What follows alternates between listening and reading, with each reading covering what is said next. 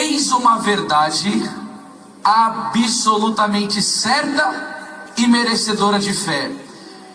Jesus Cristo veio a este mundo para salvar os pecadores, dos quais sou eu o primeiro. Estas são para nós as palavras do Senhor. Graças a Deus. Oh, meu povo querido, aplauda a poderosa, santa, abençoada e maravilhosa palavra de Deus.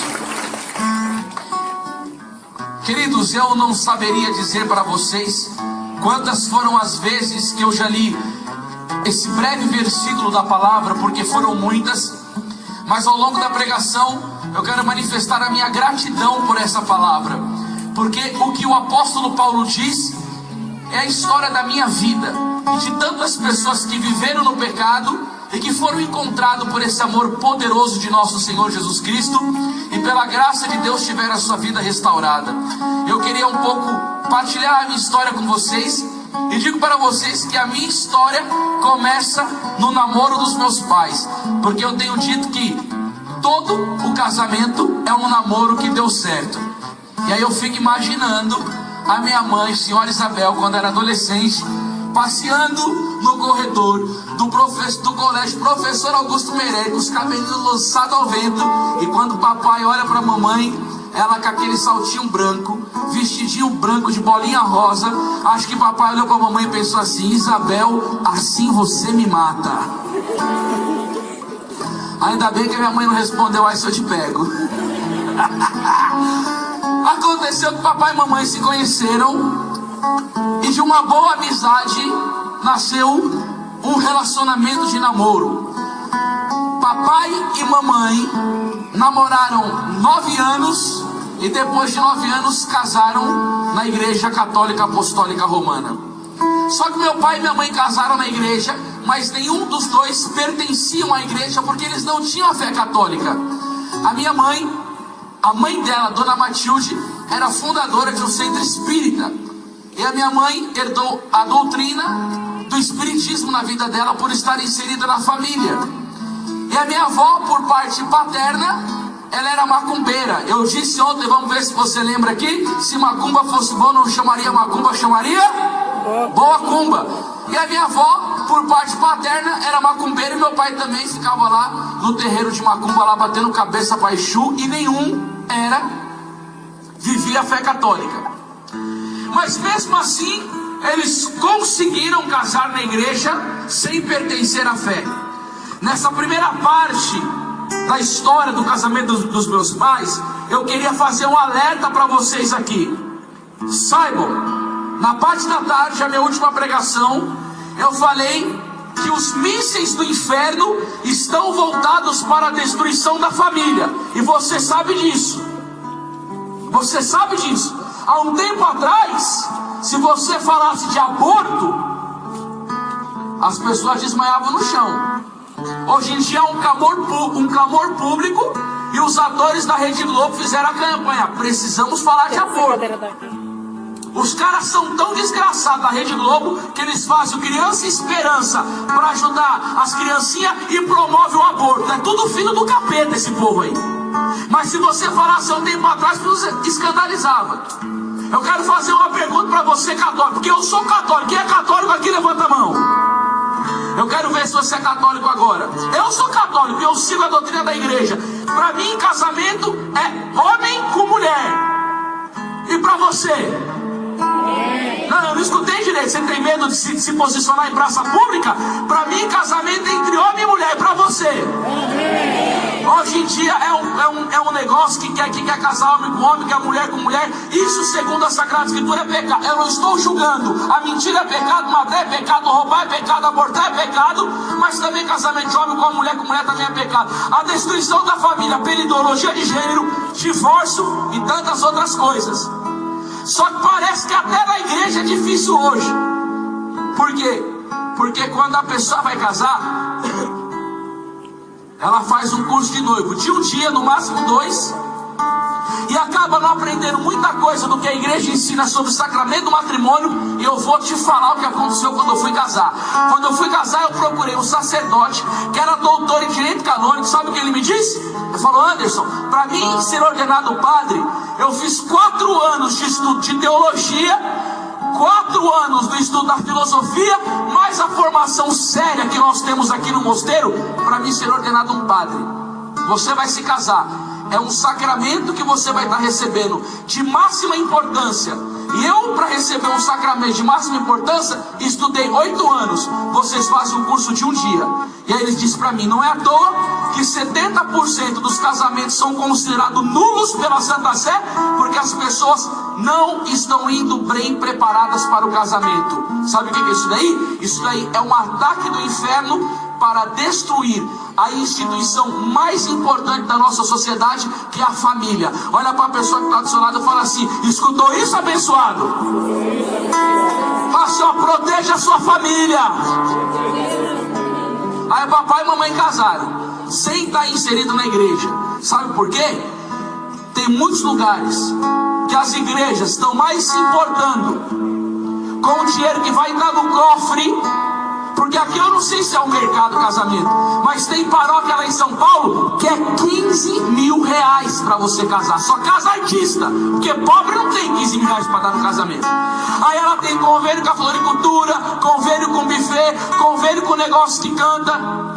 Eu não estou querendo saber de convênio com floricultura, eu não estou querendo saber de convênio com buffet, eu estou querendo um ensinamento, porque o casamento é o caminho sem volta. Eu quero ser um esposo que ama minha esposa, receber a reciprocidade de amor e educar os meus filhos na fé, porque a finalidade da família é viver bem nessa vida para salvar a sua alma e viver como família de Deus na eternidade. E o que tem acontecido? Satanás tem investido na família, separando o casal, jogando o filho no pecado e promovendo a destruição. Diga assim comigo: em nome de Jesus, eu clamo o sangue do Senhor, a intercessão de Maria, para proteger a minha família contra os ataques do maligno.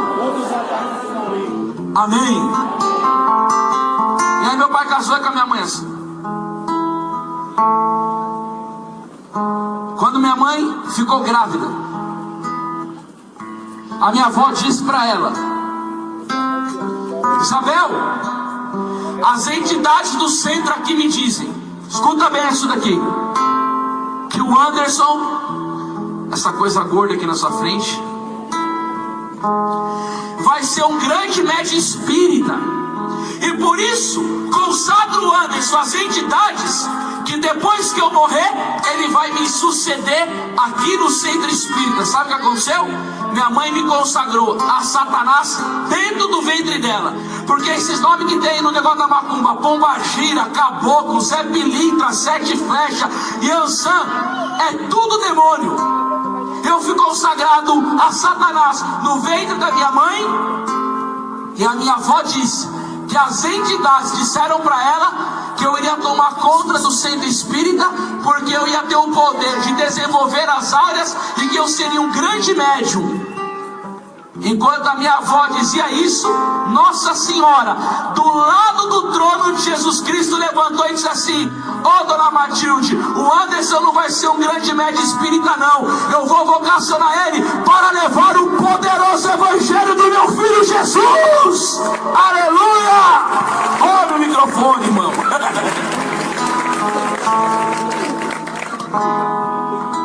Ainda bem que o diabo perdeu. Diga comigo, glória a Deus. Aí aconteceu que minha mãe me consagrou ao capeta no ventre. Dia 18 de agosto de 1982 foi o dia do meu nascimento. Um dia tão importante como o dia do seu nascimento. Sabe por quê? Porque você é único e irrepetível. A Bíblia vai dizer em Gênesis 1:26: façamos o homem a nossa imagem e semelhança. A sua vida é um presente de Deus. Você nasceu porque Deus teceu você no seio da sua mãe. Fala assim: a minha vida é importante para Deus. Olha para essa pessoa bonita do seu lado, comedora de mugucu, e fala para ela: você é importante para Deus.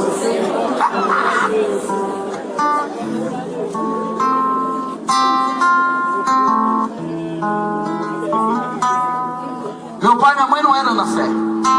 Aconteceu que eles foram convidados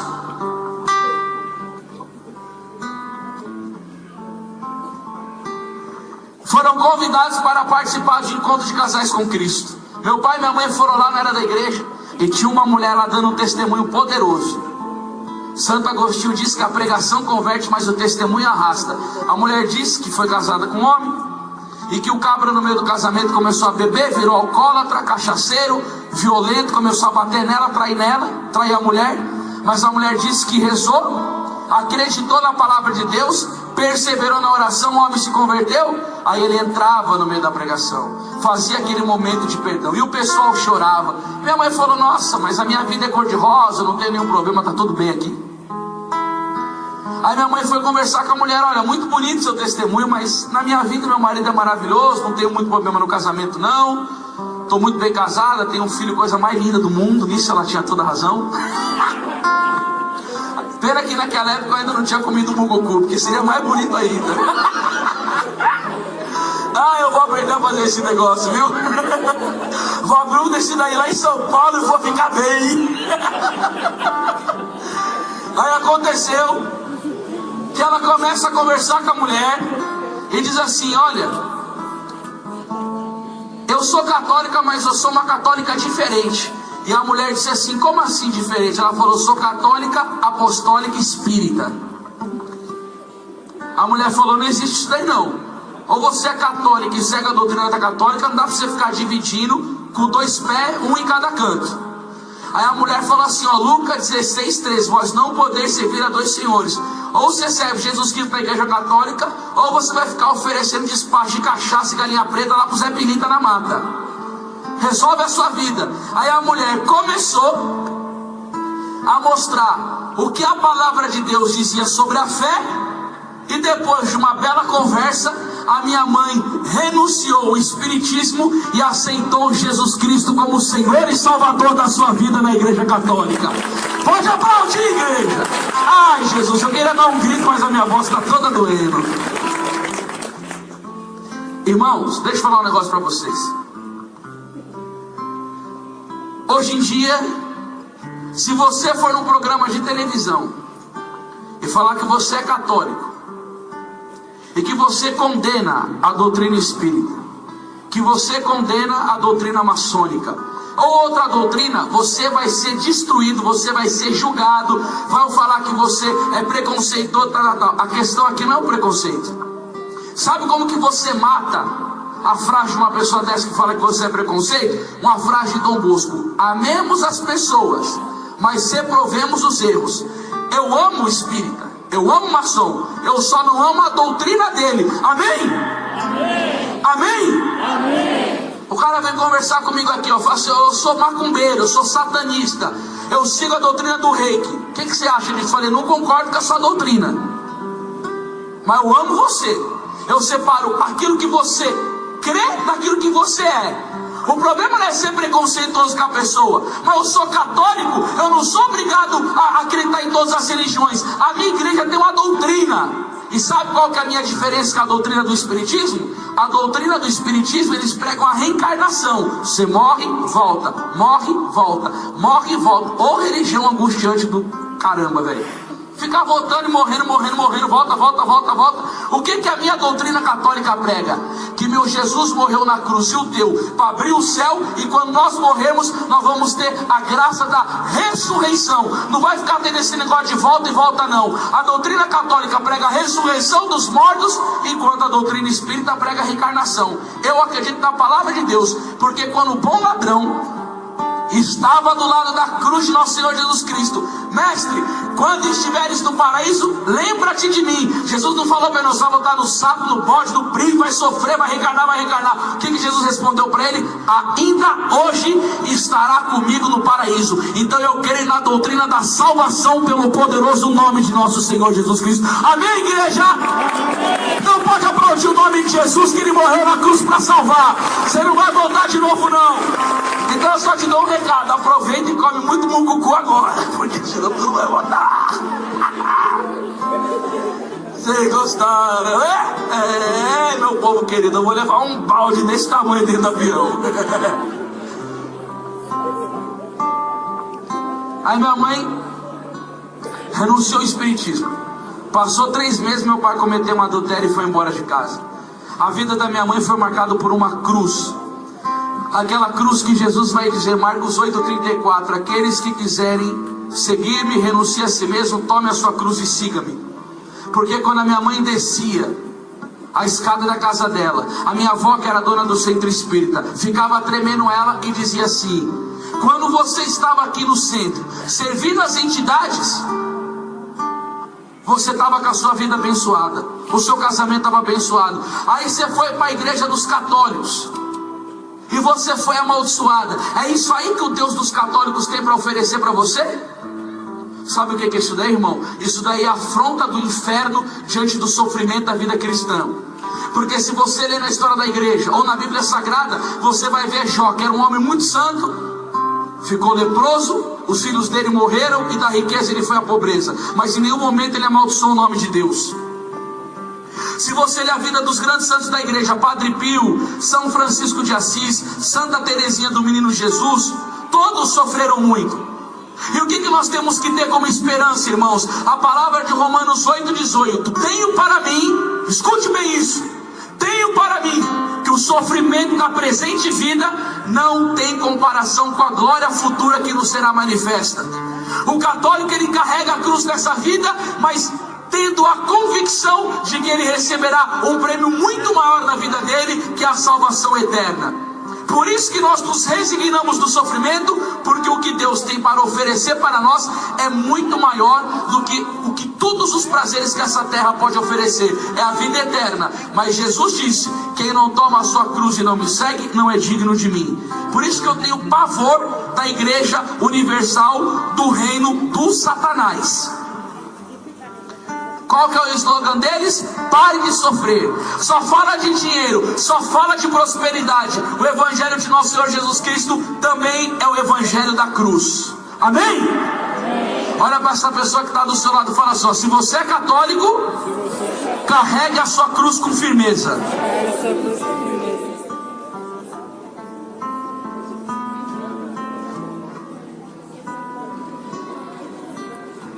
Irmãos, foi muito difícil o abandono do meu pai, porque eu amava demais aquele homem. Quando ele chegava do serviço e dava atenção, carinho, amor, a presença dele para mim, que a gente brincava de bolinha de gude, a gente jogava futebol junto, que ele vinha com os presentinhos, com os caminhãozinhos. Tinha um cachorrinho chamado Ricardo Prado, era o nome de nadador brasileiro, que ele mexia assim na patinha, colocava na bacia, ele começava a nadar. Aquilo para mim era o céu na terra.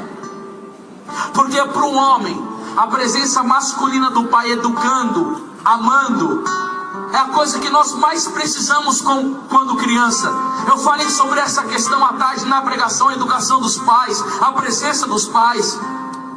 Aí do nada, aquele homem que estava todo dia na minha casa, o meu pai, o meu genitor, sumiu.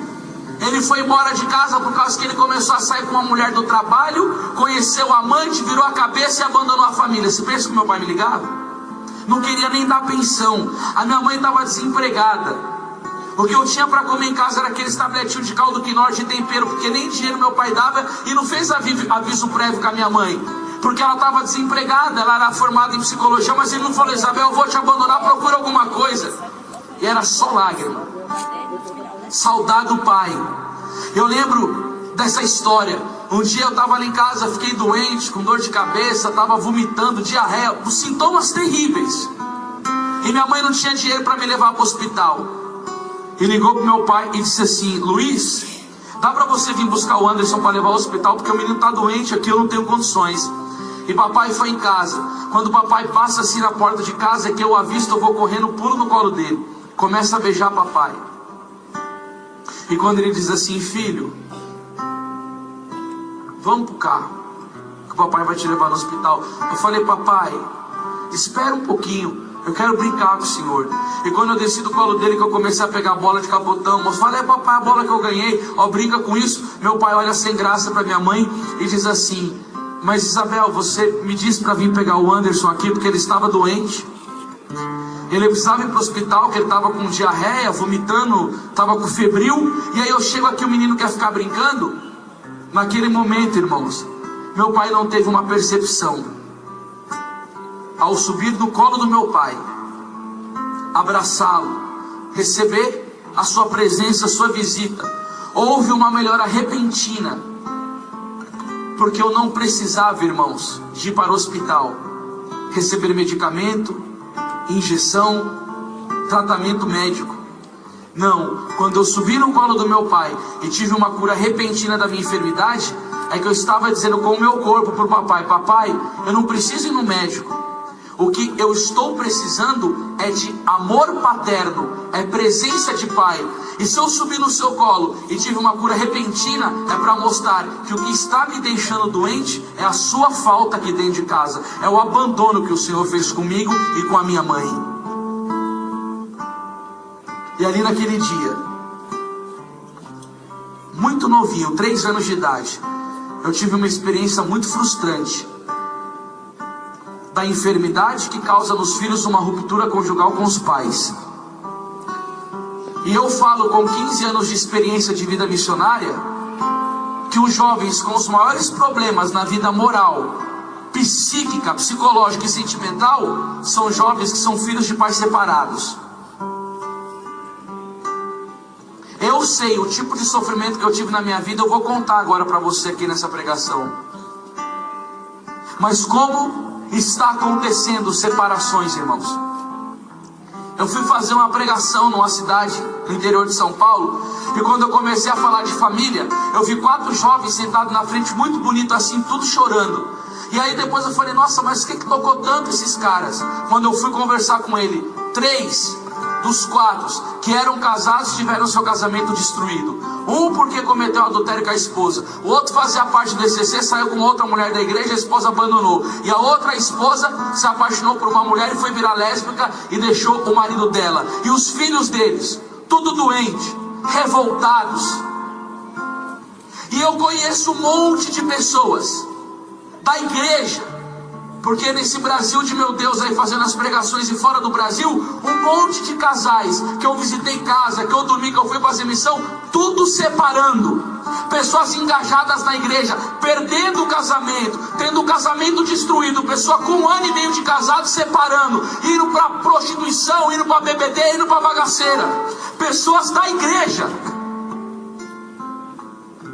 Ah, mas eu tenho o dever, eu tenho o direito de ser feliz. Se o meu casamento não tá bom, eu posso procurar uma vida melhor. Antes de você ter o direito de educar o seu filho que você fez, porque na hora de fazer o zoinho vira, né?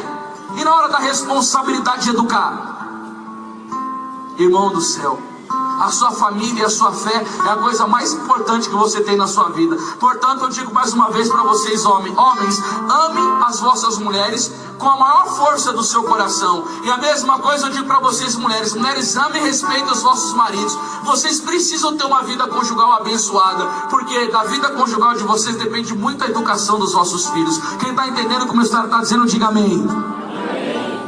Olha para a pessoa que está do seu lado e fala assim: como está a sua família abençoada?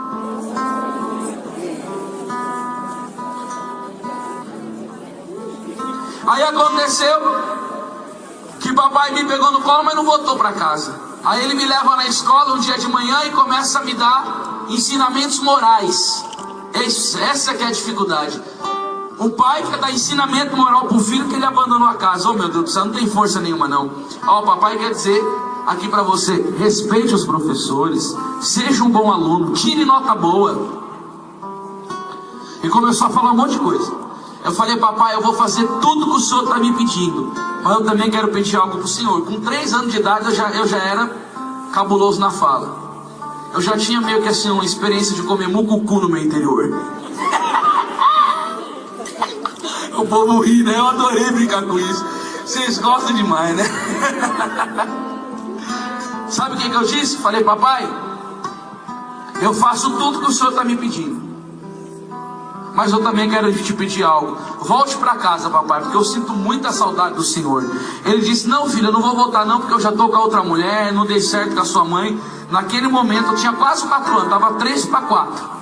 Veio um espírito de vingança em mim pequenininho. Por que eu vou ter que obedecer o meu pai nisso que ele está me pedindo, se ele também não quer fazer o que eu estou pedindo para ele? Ele não quer voltar para casa, também não vou ser um bom aluno. Aí vem a fase que eu parei definitivamente de comer mucucu. Com 4 anos de idade, eu fui expulso da minha primeira escola. Eu era o pior aluno da escolinha. O nome da escolinha era Lira Maternal. A professora chamou minha mãe e disse assim: Isabel, você é psicóloga, dá um jeito na vida de todo mundo, mas o Anderson não tem como segurar na disciplina esse menino. Ele é a criança mais bagunceira da escola, bate nos alunos, rouba borracha, rouba canetinha, morde os amiguinhos.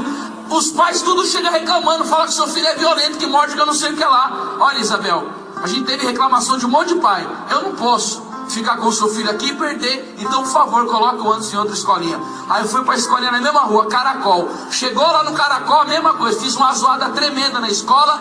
E aí as professoras chamaram de novo e falaram: dona Isabel, tira o Anderson daqui, que esse menino aqui, ele é meio agitado, perturbado das ideias. Aí minha mãe católica, indo para o grupo de oração, sabe o que ela fez? Vou matricular o Anderson no colégio católico. Olha o nome do colégio: Santa Luísa de Marilac, de padres e de freiras. Irmão, quando eu entrei na escola, tinha um monte de freira lá, mas eu gostei mesmo foi da irmã Celeste e da irmã Maria. E aí eu fiquei sabendo que as irmãs estavam fazendo um estudo bíblico. Sobretudo, o livro era do Apocalipse, estudo bíblico. Estava lendo sobretudo o capítulo do Anticristo. Quando as irmãs me viram no intervalo da escola, uma olhou para a outra e falou assim: irmã, ele está no meio de nós. Perturbado, dava voadora nas freiras, a mesma coisa, roubava canetinha, comia borracha dos amigos. Olha o tamanho, né? Briguento, vê se pode uma coisa dessa. Fui expulso dessa escola. Aí fui colocado na outra escola, nome de santo, colégio católico, Madre Mazarello. Quando as irmãs me viam no intervalo, eu já falava: cruz sagrada seja minha luz, não seja o dragão meu guia. Fui expulso dessa escola. Aí fui para uma outra, SAA, chama Solidariedade, Altruísmo e Amor. Tinha um cara que trabalhava como inspetor, o nome dele era Seu Marques. Quando eu entrei na escola, o cabelo do cara era preto, quando eu saí era branco. Eu deixei aquele homem louco, quase teve AVC por causa da minha vida lá. Eu deixei o cara louco. O meu comportamento nessa escola era tão terrível que a diretora, Dona Maria Olímpia, falou assim: não, eu vou ter que colocar você na diretoria, porque você rouba lanche, joga bomba no banheiro e faz um monte de algazarra aqui. Aí eu falei: tudo bem. Aí eu ia lá no intervalo e ficava sentando na diretoria. Aí um dia eu cruzei a perna e comecei a olhar pra cara dela assim, com a mãozinha assim, ó. Ela falou assim: o que você tá me olhando? Eu falei: nossa, você é muito feia. Olha que menino perturbado. E aí eu fui expulso dessa escola. Aí fui colocado no colégio de estado, Joaquim Leme do Prado. Gente, na minha adolescência eu era viciado em fliperama, mas eu deixava de comer o meu pão com carne no meio do lanche pra comprar ficha pra jogar fliperama. Aí eu cheguei pros meninos do estado lá e falei assim: vocês querem jogar fliperama? Quero. Tem dinheiro? Não. Eu falei: eu vou te ensinar aqui, vamos cabular a aula. Peguei os meninos, cabulei a aula e pulei o muro. Fui na vendinha da Dona Tereza, a japonesa. Ô dó dessa japonesa, meu Deus do céu. Ela mais tinha produto roubado do que vendido. Cheguei lá, comprei um chicletezinho, um ping-pong velho e roubei um monte de saco de lixo com os meninos. Falei: vamos na casa do pessoal. Tocava a campainha. Olha só, misericórdia. Olá, boa tarde. Eu me chamo Anderson e eu faço parte do Clube da Juventude Solidária. Nós estamos contribuindo e ajudando os jovens que estão tendo problema com dependência química. É difícil ver o que eles estão passando. Escravos da droga, da maconha, da cocaína e do crack. E por nós sermos da ação solidária, eu estou com uma ação diante da senhora. Nós estamos vendendo esse saco de lixo aqui. Ao adquirir esse saco de lixo, a senhora vai estar ajudando esses jovens dependentes químicos a serem tratados para terem uma vida de sobriedade. A senhora gostaria de nos ajudar? Ai, claro, que coisa linda. Mas a velha e zoava, falava, tiazinha vacilona, e roubava as coisas para ficar jogando fliperama. Bandido. Gente do céu, sabe o que aconteceu? Fui expulso dessa escola também. Aí eu fui para uma outra escola chamada Liceu Carvalho Pinto. Fui expulso dessa escola também. Irmãos, sabe como que foi a minha jornada escolar? Eu repeti 8 anos e fui expulso de 6 escolas. Eu duvido que alguém que esteja aqui tenha repetido 8 anos. A terceira série eu fiz 3 vezes. As pessoas achavam que eu era apaixonado pela professora Cida, que eu não queria sair da sala dela. Tinha 3 vezes eu repeti a 3ª série. Agora você fala se não é uma graça de Deus. Eu já preguei pelo Brasil inteiro, preguei na Irlanda, Estados Unidos, Paraguai, preguei na Espanha, preguei no, como que é o nome daquele país? Em Portugal. E aí eu falo, meu Deus do céu, o que aconteceu? O menino que repetiu 8 anos está rodando o mundo pregando o Evangelho. É a poderosa graça do amor de nosso Senhor Jesus Cristo, que vem procurar e salvar o que estava perdido. Aplauda o poderoso nome de Jesus, igreja! Ah, Jesus, eu tô louco. Quando eu penso no Mucucu, a minha pregação fica mais forte. Oh, Mucucu de Deus! Tem umas tiazinhas que quase racha de rir. A irmãzinha ali na frente, né? Você gosta, né?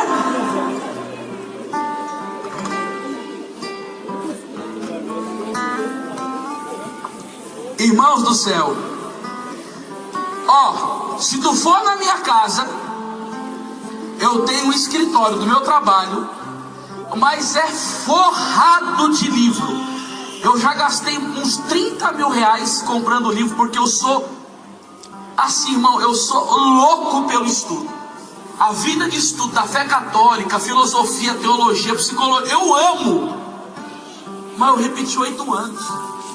É que depois que eu conheci a verdade da fé, eu me apaixonei tanto, que eu me dedico por isso, porque não há nada mais maravilhoso do que ser católico apostólico romano. A verdade da fé católica, ela encanta.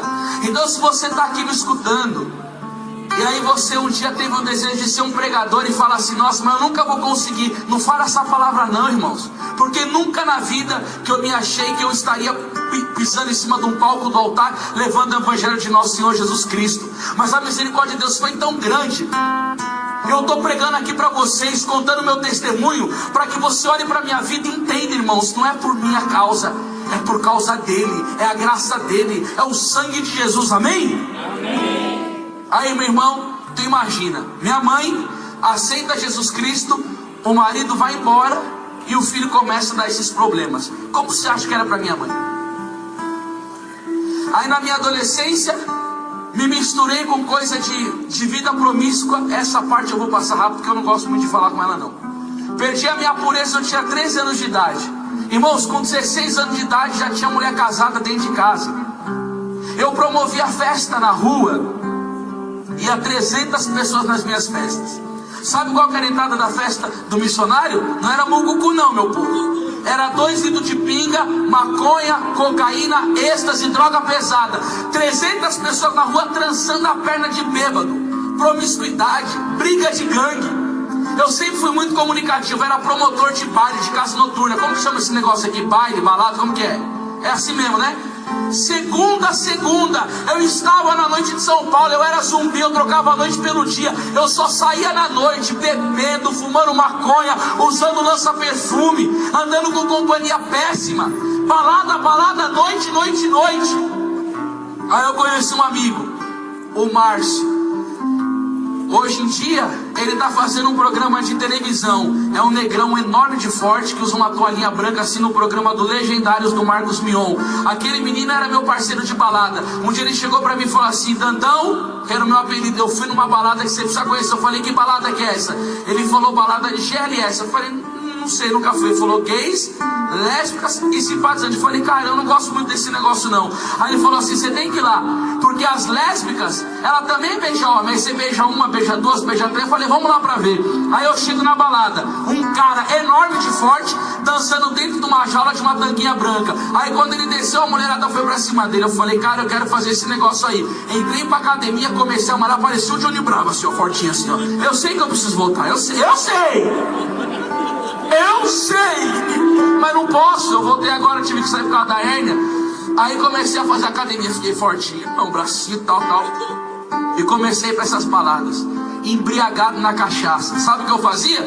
Cheguei para esse meu amigo e falei: Márcio, vamos lá no segundo andar da balada, que o povo aqui não tá agitado. E vamos fazer o quê? Bora comigo. Aí chegamos lá na balada, assim desse jeito, lá na balada, 2 caixas de som, todo mundo louco na música eletrônica, dançando, chapado de droga. Sabe o que aconteceu? Naquele dia, nos despimos e eu subi dentro da caixa de som e dancei na frente de todo mundo, agitando toda a balada de roupa íntima. Por que que eu falo que Deus é graça? Porque em Romanos 5:20 diz: aonde abundou o pecado, superabundou a graça. Eu não subo mais em cima da caixa para escandalizar o nome de Jesus, destruindo o meu corpo que é templo do Espírito Santo. Sabe o que eu faço? Eu subo nesse palco e prego o poderoso evangelho de nosso Senhor Jesus Cristo.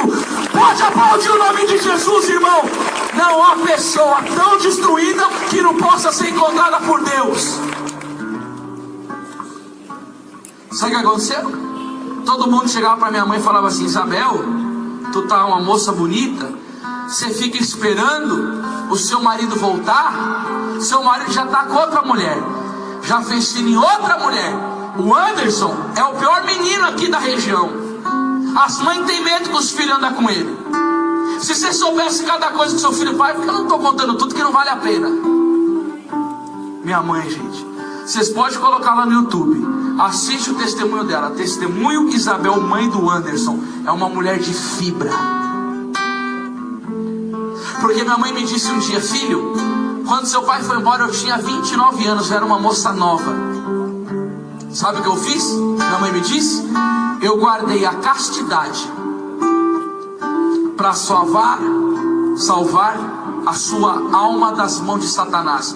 Porque você já tinha o seu péssimo exemplo de um pai que abandonou e que ficava correndo atrás de mulher.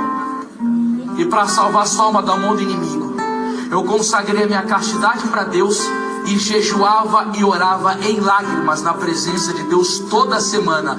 Você ia para a balada, você ia para a promiscuidade, eu ficava de joelho em terra, intercedendo diante de Deus. Falou: Senhor, salva meu filho das mãos do homem maldoso, salva meu filho do pecado, traz o Anderson para o seu coração. Minha mãe não rezou pela minha vida um dia não, irmãos. Não foi um dia, não foi 2, não foi um mês, não foi um ano.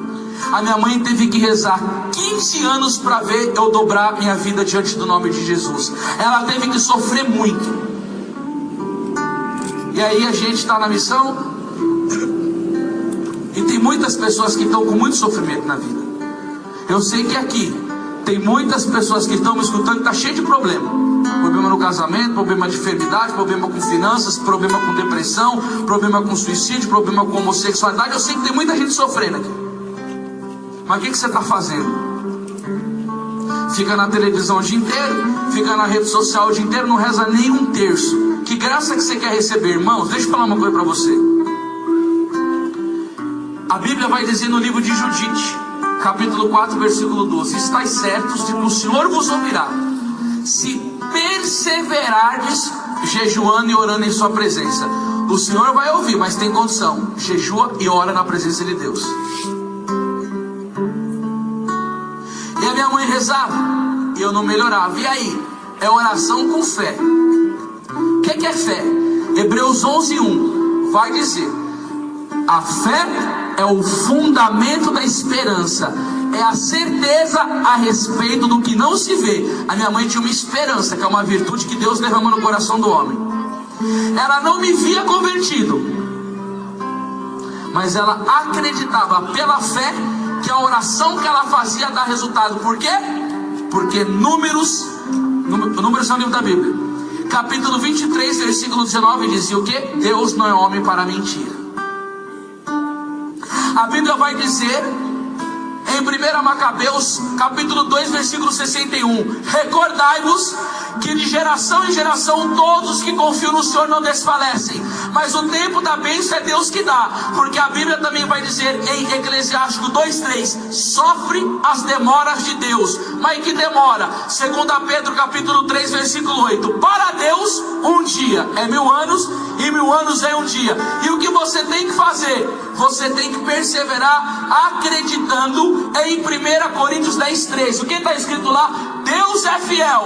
E aí você tem que acreditar na fidelidade e no poder de Deus. A Bíblia vai dizer em Romanos 8:31: se Deus é por nós, quem será contra nós? Isaías capítulo 43, versículo 13: agindo Deus, quem impedirá? 1 João 4:4: maior aquele que está em mim do que aquele que está no mundo. E o diabo vai vir te tentar, como fez com Jesus no deserto. O que Jesus fez? Mateus 4:4: nem só de pão vive o homem, mas de toda a palavra que sai da boca de Deus. Enquanto o pessoal dizia: o Anderson não vai mudar, o Anderson não vai isso, minha mãe estava lá, ó, Atos 16:31: crê no Senhor Jesus e será salvo tu e a tua família. Enquanto o pessoal dizia: o Anderson não vai mudar, ela estava lá, ó, Marcos 9:23: tudo é possível aquilo que crê. Não, Anderson não vai mudar não. Lucas 1:37: para Deus nada é impossível. Mateus 19:26: aos homens isso é impossível, mas para Deus nada é impossível. E aonde está sua fé, Isabel? Em Mateus 24:35: céus e terras passarão, mas a minha palavra não passará. Demorou 15 anos, mas a minha mãe pediu somente um bom católico, e Deus deu para ela um filho missionário que está rodando o mundo inteiro pregando o evangelho. E vem aqui comer mucucu com vocês, porque Deus é poderoso! Ah, eu tô doido! Olha para a pessoa que está do seu lado e fala assim: Deus demora, mas Ele capricha. Agora pergunta para a pessoa que está do seu lado aí: você está fazendo a sua parte?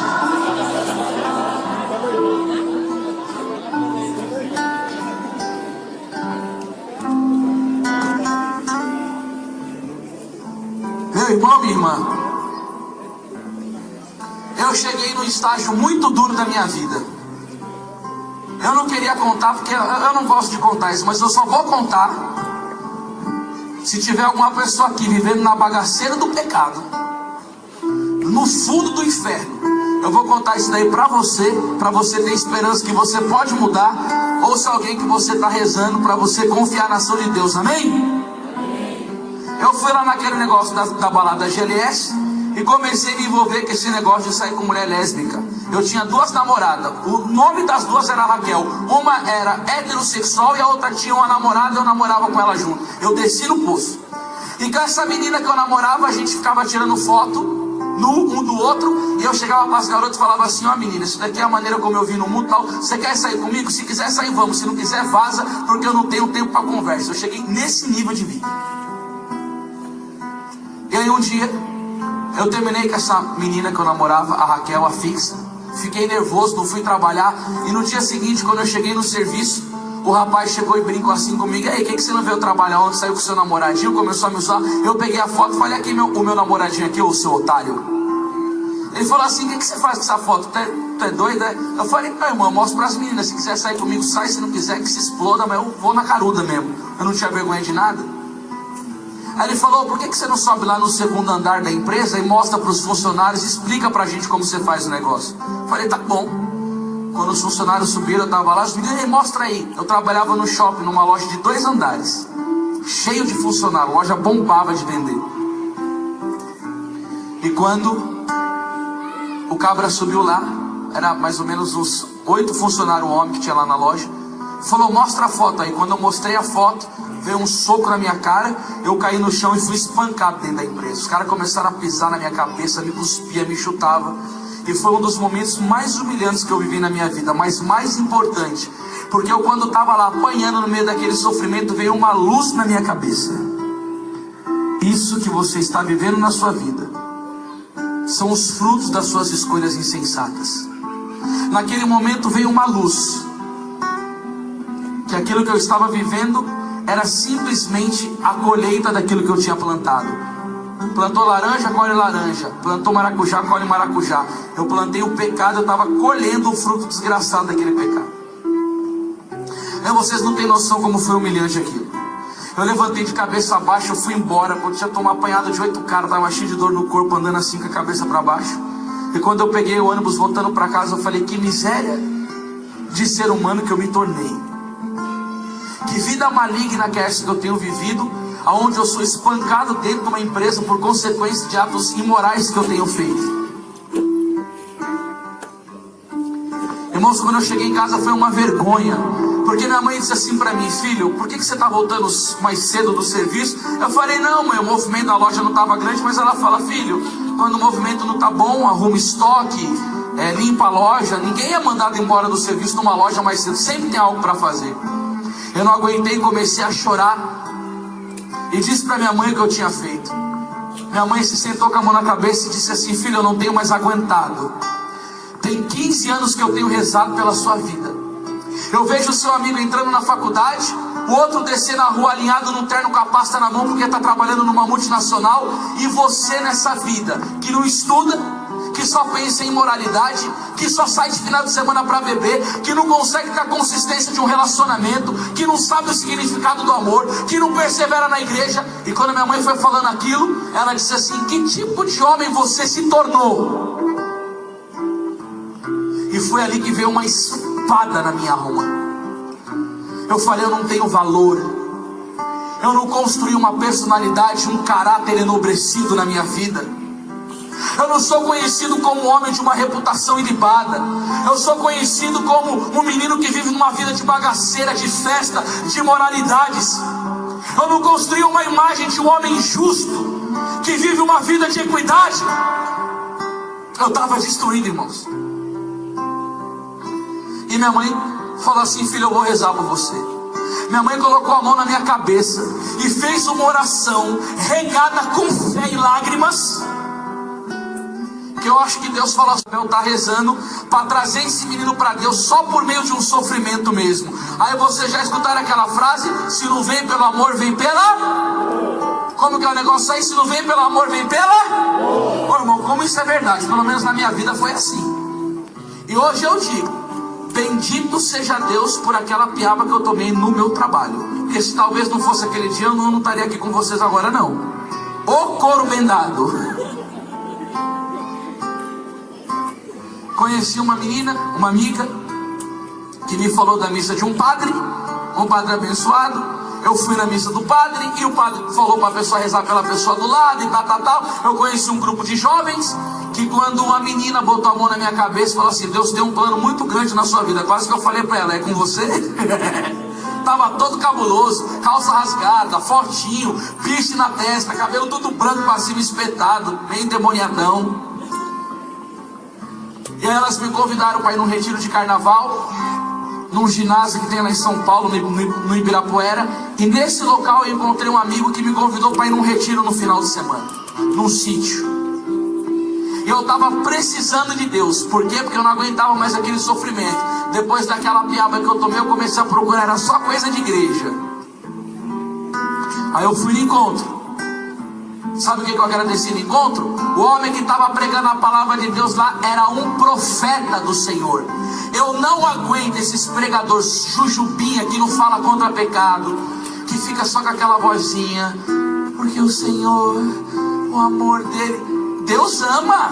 Ninguém tem dúvida aqui. Você tem dúvida que Deus chama, sim ou não? Só que eu vou falar uma coisa: se o teu filho está roubando na empresa, está se misturando com drogado, está fazendo coisa errada na sua casa, não está fazendo a lição na escola, está cabulando aula, você vai corrigir o seu filho, sim ou não? Sim. Eu não escutei direito. Vai corrigir, sim ou não? Sim. E Deus, que morre por nós, não vai não corrigir, não?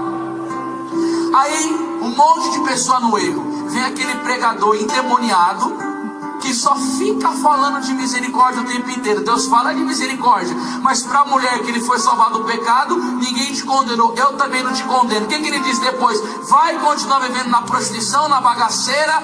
Foi isso que ele disse? O que ele disse? Fala aí, meu! Aí, ó, você conhece a palavra: vai e não tornes a pecar. O pregador que estava lá no encontro, ele falava do amor de Deus, mas ele denunciava o pecado e mostrava as consequências. Sabe o que aconteceu? Tirou uma venda dos meus olhos.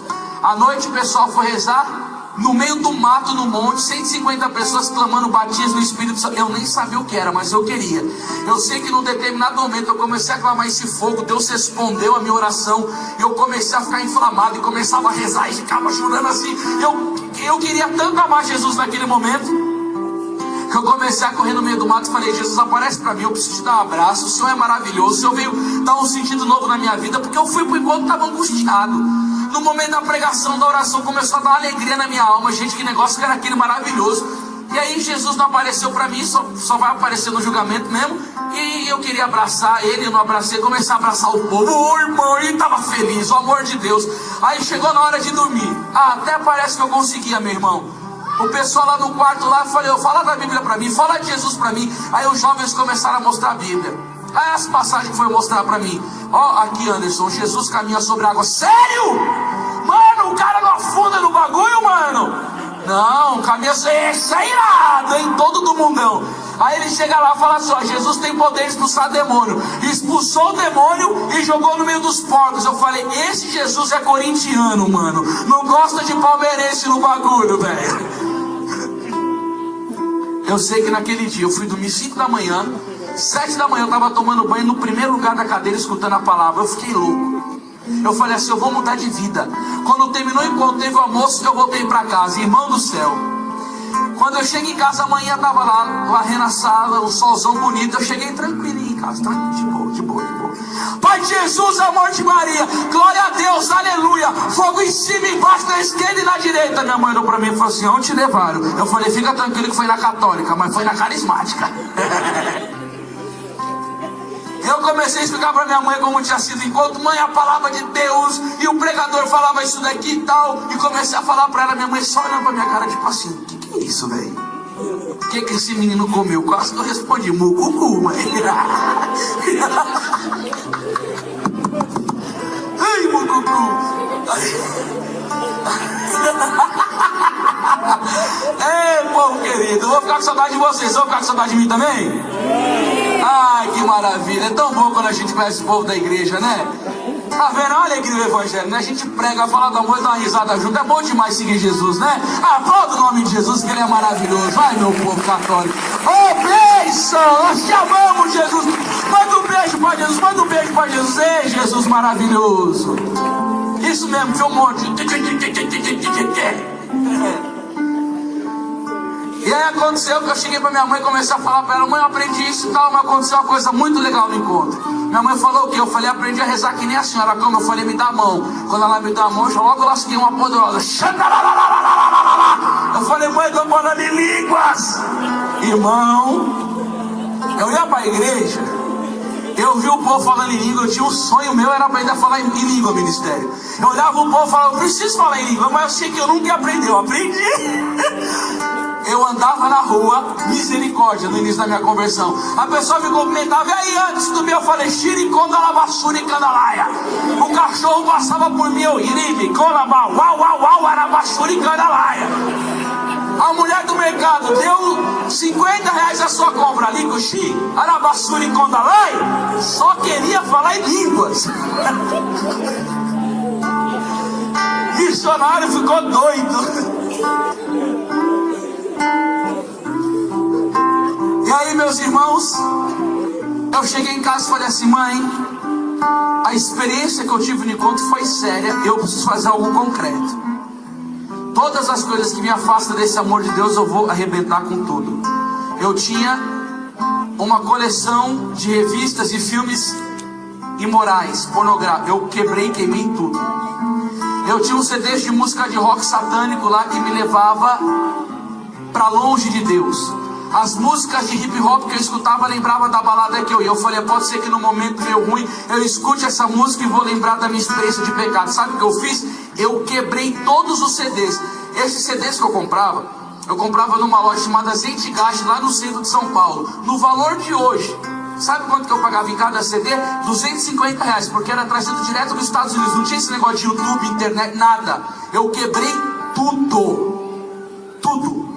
Eu tinha uma lista de telefone de garotas que eu saí, eu queimei. Sabe qual foi o meu propósito?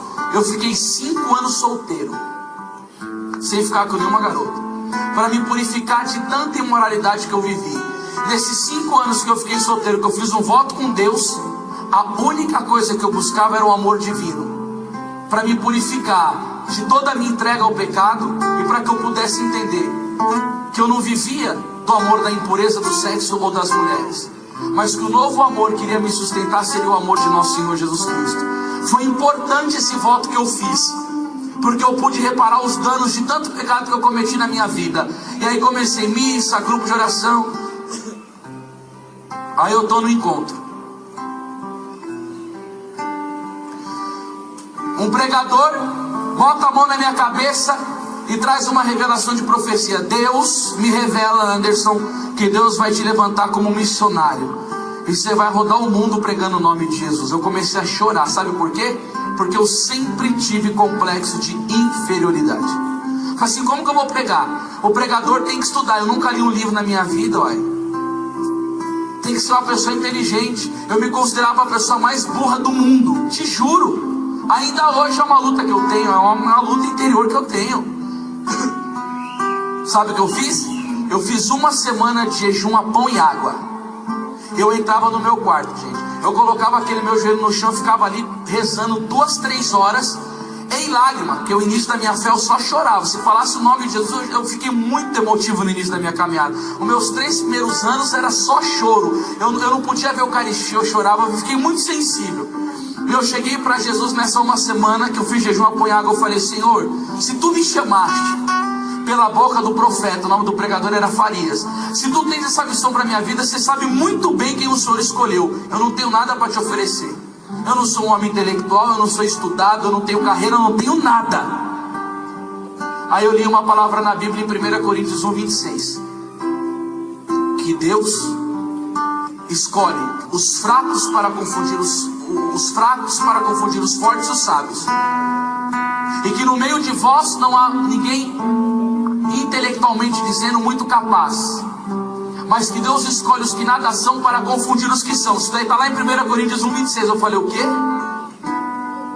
Diga, irmão. Trocar a aguinha, é? Obrigado. Sabe o que eu fiz? Depois de 1 semana de jejum a pão e água, eu comecei a pagar o preço. Eu comecei a ler a Bíblia 8 horas por dia. Eu renunciei todo o pecado da minha vida. Esses meus amigos que me levavam para bagaceira, vinham me chamar para ir para balada, vinham me chamar para fazer coisa errada. Eu falei: irmão, eu não saio por nada.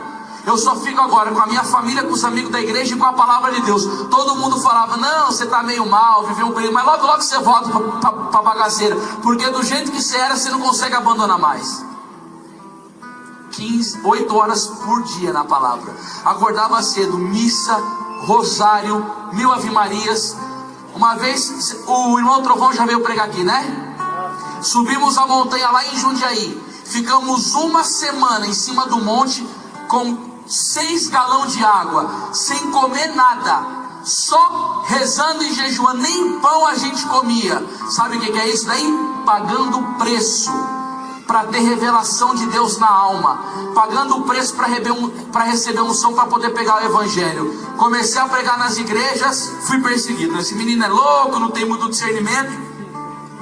Aí um dia eu cheguei e falei assim: Senhor, o Senhor fala que vai me levantar como pregador do evangelho, um monte de gente trancando porta, não quer deixar eu pregar.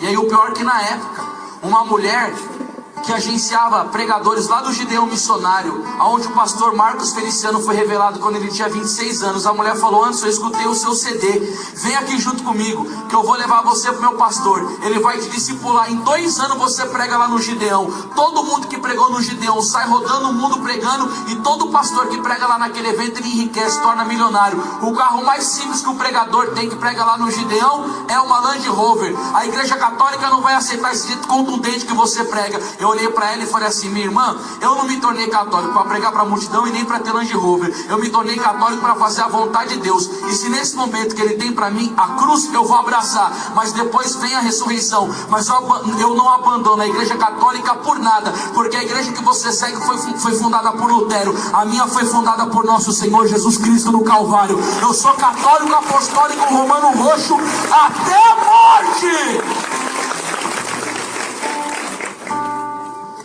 Aí eu comecei a pregar nos trens. Ia fazer pregação no trem, na praça pública, na fila do banco, na fila da padaria, dentro do avião, aonde eu estava eu sapecava no evangelho. E aí eu tenho uma história engraçada para contar. Eu fui fazer ontem uma pregação lá em Guaianazes, em São Paulo. Fiz a pregação na casa. No início do meu ministério só pregava nas casas. Era casa e praça pública. Aí eu estava voltando, estava com um monte de amigos, uns 10 amigos dentro do trem, com imagem de Nossa Senhora com o rosário. Aí eu estava cansado, fui dar uma descansadinha no trem e escutei uma voz: prega a minha palavra. Eu falei: se eu estou cansado. Aí veio aquela voz no coração: para descansar você tem a eternidade. Não, se eu estou cansado mesmo, eu não estou pedindo, eu estou mandando. Eu olhei para cima e falei: calma, velho, tá bravo, mano? Me levantei. Quando eu me levantei e falei que ia pregar o evangelho, tinha um senhor dentro do trem, de linguagem castelhana. Ele era o perfil daquele senhor que faz o mucucu. Cadê o nome dele? Como que é o nome dele? Cadê ele? Fortão, alto assim, ó. O seu perfil. Esse cara ficou bravo comigo, mas ele veio no soco e no chute, e começou a me bater, e dava pontapé, e dava soco. Eu comecei a desviar, uns pegavam, outros não pegavam. Meu, o espírito do Bruce Lee veio no cara, ele tava louco. E a esposa dele tava do lado, e eu pensei, né, não, a esposa vai ajudar, calma, bem, só bater no missionário, você está pregando? Não. A esposa lá: isso mesmo, bem, pega ele, soca ele, segura ele. Eu falei: nossa, por trás de um grande homem tem uma grande mulher, mas por trás de um perturbado é uma grande perturbada. Não, aquele povo precisa vir aqui sentar e comer um cucu pra acalmar, velho, porque não dava. Ai, Jesus amado. O pessoal tava tudo lá dentro do trem, nem tava lotado. Eu falei pro povo: quem quer escutar o missionário aqui pregar evangelho, levanta a mão. O povo todo levantou a mão. Eu falei: aplauda Jesus. Eu olhei pro tio, o povo aplaudindo. Eu falei: você perdeu, tio. Ele ficou irritado. O povo meio que chegou perto dele. Eu comecei a pregar a palavra dentro do trem. Irmão, eu te juro, naquele dia lá teve pessoa que ajoelhou e pediu para colocar a mão na cabeça para rezar. Pessoa que a gente ia falando assim: quem quer receber oração aqui dentro do trem, gente? Não é igreja, não é aqui do lado, é no trem. Pessoa nunca na vida escutar, sei lá, uma palavra assim. Pessoal lá nosso lá rezando, intercedendo, orando pelas pessoas dentro do trem, botando a mão, rezando Ave Maria. Aí o cabra sai do vagão, vai pro outro e começa a mostrar o dedo do meio pra mim, ele e a esposa dele. Eu falei: mas que cabra endemoniado. O cara não gosta da palavra de Deus mesmo. Aí eu tava lá pregando, quando terminou, que parou o vagão, eu saí correndo. Meu amigo: onde você vai apanhar do cara de novo? Eu falei: irmão, católico é que nem clara de ovo, quanto mais bate, mais cresce, velho. Vamos na coragem. Quando eu cheguei lá no trem, o tiozinho me olhou com a cara, parecia que ele tava vendo o capeta. Ele olhou e fez assim: de novo você aqui? Eu abri um sorriso com gato pra ele e falei assim: de novo, tio. O pessoal do trem não tava entendendo nada. Tava uma época de frio. Na semana, isso era no domingo, na semana saiu uma notícia no jornal que um rapaz foi no cinema, pegou a metralhadora e começou a atirar no povo. Alguém lembra dessa notícia? Vocês lembram lá em São Paulo? Aí tava na semana, eu falei: o menino matou o pessoal com a metralhadora, eu vou usar uma metralhadora diferente aqui. Coloquei a Bíblia debaixo da jaqueta, fiz uma cara séria e dei um grito: eu vou metralhar todo mundo aqui dentro desse negócio. O pessoal olhou assustado, tava com a mão assim pra baixo. Aí eu falei: mas calma aí que a minha metralhadora é diferente. Calibre 73 livros, cano duplo, o Antigo e o Novo Testamento. As balas, o poderoso sangue de Jesus que cura, liberta, é alegria, vida da graça, santidade, salvação. Aplauda a poderosa palavra de Deus. Ah, que maravilha, Jesus! Terminando a pregação, veio o irmãozinho evangélico. Ave Maria, pentecostal, assembleando, roxo. Aquele ali eu tenho certeza, irmão de primeiro grau do Cabo da Ciolo, velho. Glória. Maluco do caramba. Aí o cara chega lá. Né, filha, tá rindo, nem pagou o show de stand-up, né? Grátis, né?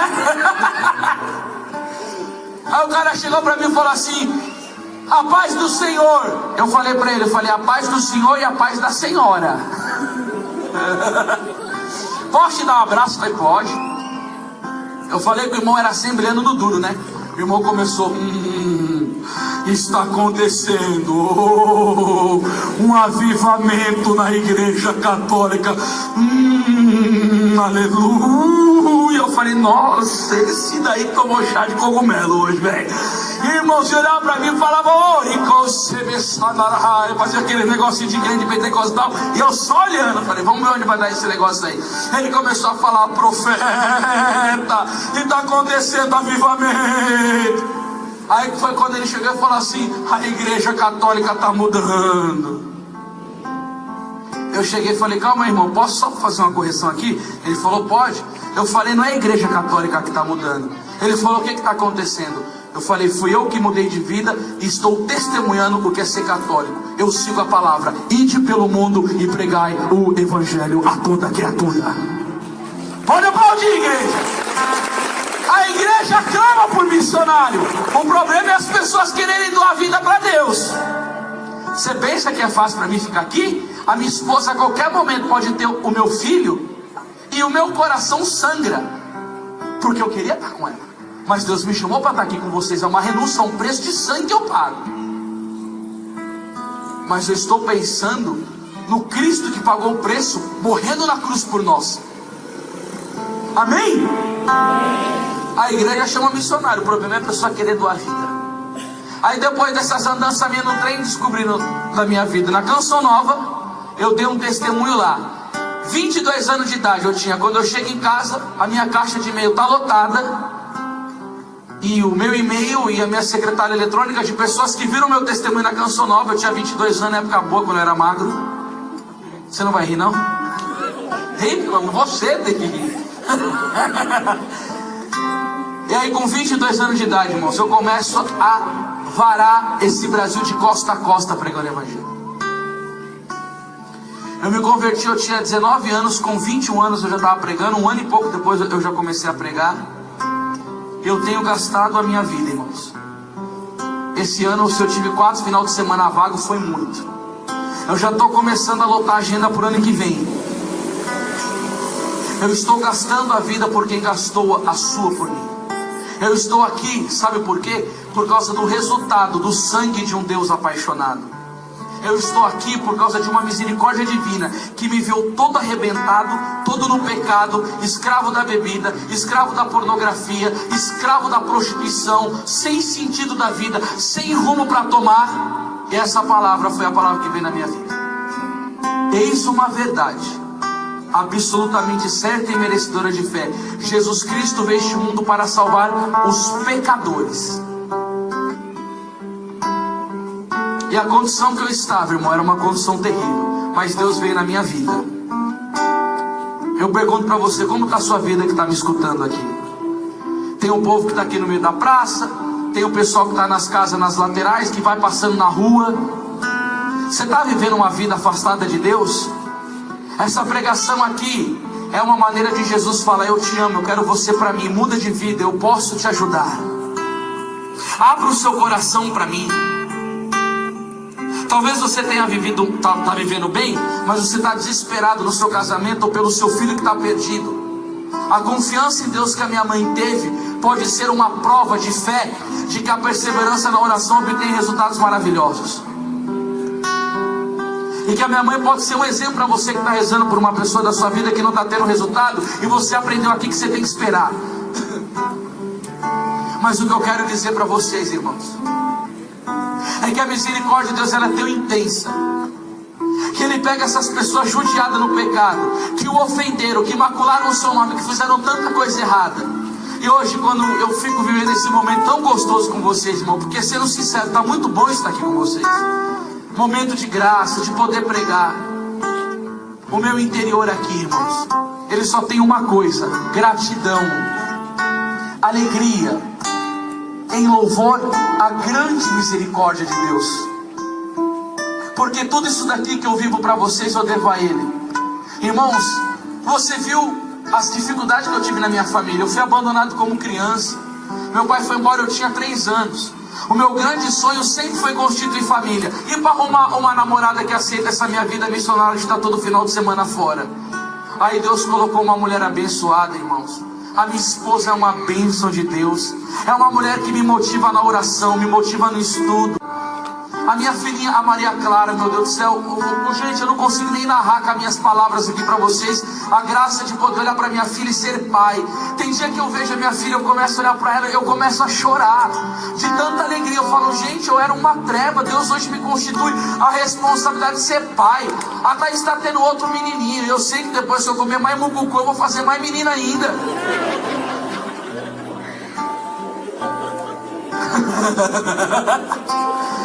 A alegria de poder ser marido, de poder ter constituído uma família. Gente, eu não tinha perfil antigamente para constituir família. Eu não tinha domínio para ser um homem de uma mulher só, não. Hoje em dia eu estou com a família constituída, uma esposa maravilhosa, uma filha linda, o Gabriel vai ser lindo, maravilhoso. Uma família em Deus, uma família que reza o terço junto.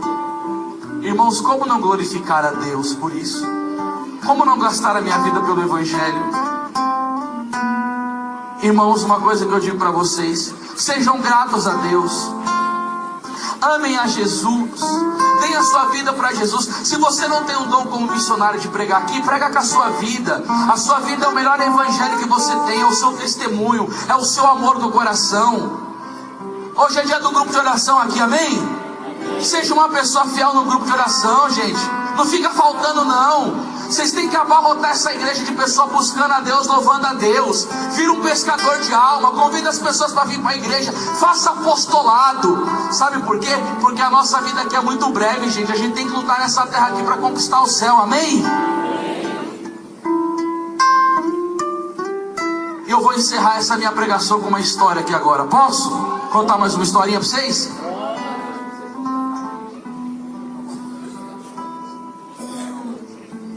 Vou contar uma história para vocês aqui, amém?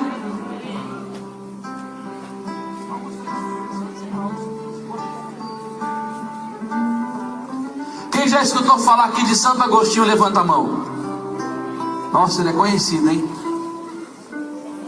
Você sabe que Santo Agostinho também tinha a vida da bagaceira? E que a mãe dele rezou 30 anos por ele, né? Tá bom. Aí a mãe dele rezou 30 anos por ele, e ele se tornou padre, depois tornou bispo, foi um grande santo da igreja. Só que ele se converteu, mas o demônio ainda queria pegar ele no pecado. E qual que era o pecado que Santo Agostinho tinha sido entregue? O pecado da impureza. Escuta essa história aqui, ó. Ele estava um dia lá na igreja e rezando diante de Jesus no Santíssimo. Uma mulher que tinha saído com ele nos tempos de outrora avistou o Agostinho na igreja, e toda cheia do capeta ela chegou lá e foi seduzir o homem.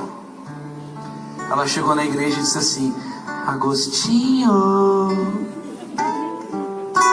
Eu tô com a voz soca, eu não consigo nem imitar a voz de mulher. Agostinho. A igreja já não é mulher. É mucucu. Agostinho. E a mulher chamando ele, e quando ele escutou a voz da mulher, falou: Deus me livre. Agostinho era um homem que conhecia a Bíblia inteira de cabo a rabo. Lembrou daquela palavra Eclesiástico 21:2: foge do pecado como se foge da serpente. O cabra levanta e começa a sair de perto da mulher. A mulher não desistiu, começou a correr atrás dele na rua e começou: Agostinho, Agostinho. E ele só lá. A mulher apertou o passo. Escuta isso daqui. Ela apertou o passo, tocou no homem, e quando ele olha, ela sabe que nem uma mala velha, e diz assim: Agostinho, lembra de mim? Eu sou aquela. E ele respondeu: mas eu não sou mais aquele, porque Jesus mudou o meu viver. Aplauda esse nome que está acima de todo nome, igreja. E fica de pé, e fica de pé, e glorifica o nome de Jesus com a sua palma mais uma vez aí, igreja.